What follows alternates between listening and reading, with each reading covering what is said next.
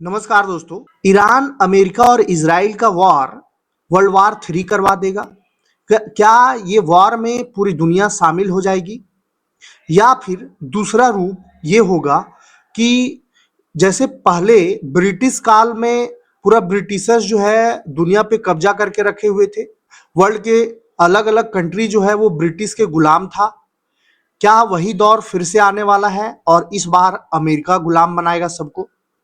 चाहे आप बात करें वेनेजुएला का, चाहे आप बात करें ईरान का, चाहे आप भारत का भी बात कर लीजिए, बांग्लादेश का बात कर लीजिए, अफगानिस्तान का बात कर लीजिए, पाकिस्तान का बात कर लीजिए, आपको रसिया का बात कर लीजिए, चाइना का बात कर लीजिए, आपको कौन सा देश लग रहा है कि डट करके अमेरिका का सामना कर सकता है?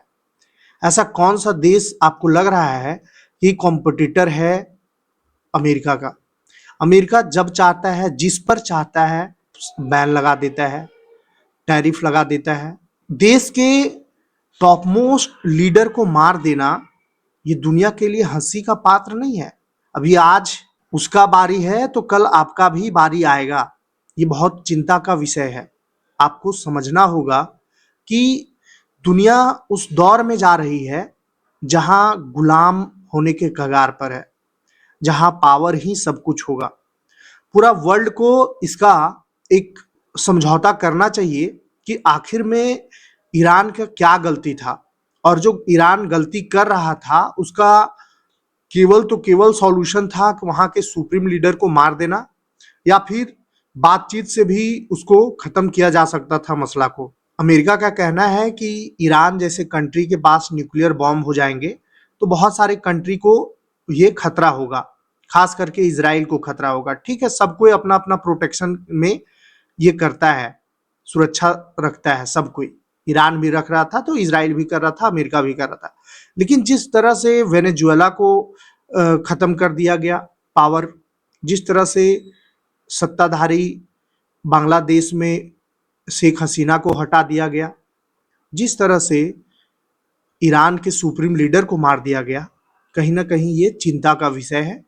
आपका इस पर क्या राय है, आप कमेंट में जरूर बताइए।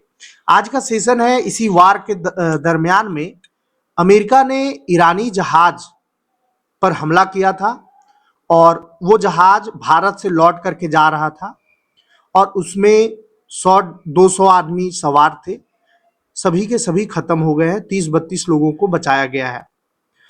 फिर से ईरानी जहाज एक श्रीलंका हिंद महासागर में अटका हुआ है, और श्रीलंका से गुहार लगा रहा था कि आप हमें रुकने का आस्था दीजिए, आप अपना बंदरगाह दीजिए, हम वहां रुकेंगे जब तक वार चल रही है। लेकिन श्रीलंका ने भी इसे मना कर दिया। तो आज का टॉपिक बिल्कुल ईरानी जहाज को श्रीलंका ने रोका है उसी पर है। अब देखिए कि क्या क्या इसमें कैसे कैसे मामला हुआ है। अमेरिका, इजराइल और ईरान जंग का आज 6ठा दिन है। इस बीच श्रीलंका ने बताया कि ईरान का एक जहाज उसके समुद्री इलाके में मौजूद है, लेकिन उसे बंदरगाह पर रुकने की इजाजत नहीं दी गई है। यह जानकारी श्रीलंका सरकार के एक प्रवक्ता ने दिया है। श्रीलंका के 2 अधिकारियों के मुताबिक यह जहाज राजधानी कोलंबो से करीब 30 किलोमीटर दक्षिण में समुद्र में खड़ा है।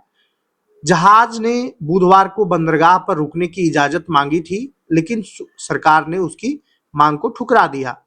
सरकार के प्रवक्ता ने कहा कि श्रीलंका उस ईरानी जहाज को कुछ मानवीय मदद दे रहा है, लेकिन यह नहीं बताया गया कि वो सैन्य जहाज है या व्यापारिक जहाज।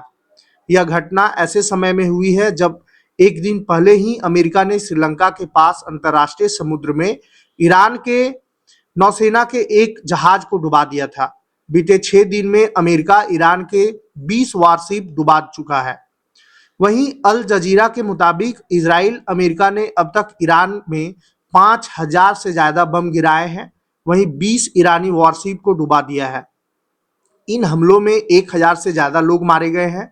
ईरान ने भी पलटवार करते हुए मिडिल ईस्ट के 9 देशों में बने अमेरिकी बेस पर हमला किया है। 18 फरवरी को भारत आया था ईरानी जहाज, जिसे अमेरिका ने बुधवार को भारत से लौट रहे ईरानी युद्धपोत IRIS देना को श्रीलंका के पास हमला कर डुबा दिया था। श्रीलंका की नौसेना के अनुसार अब तक 8700 बरामद किए गए हैं, जबकि 32 लोगों को बचा लिया गया है। रॉयटर्स के मुताबिक करीब 60 लोग अभी भी लापता हैं और उनकी तलाश जारी है। यह ईरानी जहाज 18 फरवरी को भारत के विशाखापट्टनम में आयोजित 2026 इंटरनेशनल फ्लीट रिव्यू और मिलन 2026 मल्टीलेटरल नेवल एक्सरसाइज में हिस्सा लेने आया था। 25 फरवरी को यह भारत में से रवाना हुआ था। जब इस पर हमला हुआ तब यह जहाज दक्षिणी श्रीलंका के गाले शहर से करीब 40 समुद्री मील यानी कि 75 किलोमीटर दूर था। द्वितीय विश्व युद्ध के बाद पहली बार है जब अमेरिकी नौसेना की पनडुब्बी से दागे गए टॉर्पीडो ने किसी जहाज को युद्ध में निशाना बनाया है। रिपोर्ट्स के मुताबिक अमेरिका अब तक ईरान के 20 वारशिप को समुद्र में डुबा दिया है और इस तरह से वॉर जो है बहुत ही भयावह रूप ले रहा है। बच्चों से लेकर के सिविलियंस तक को टारगेट किया जा रहा है। कोई भी इस वॉर में सेफ नहीं है और अगर अलग अलग कंट्री अगर शामिल होते हैं तो वर्ल्ड वॉर 3 को कोई रोक नहीं सकता है। आपको कमेंट में जरूर बताना है कि क्या अमेरिका सही कर रहा है, अमेरिका का जो कदम है वो सही है या फिर केवल तो केवल पावरफुल बनने का एक कोशिश है।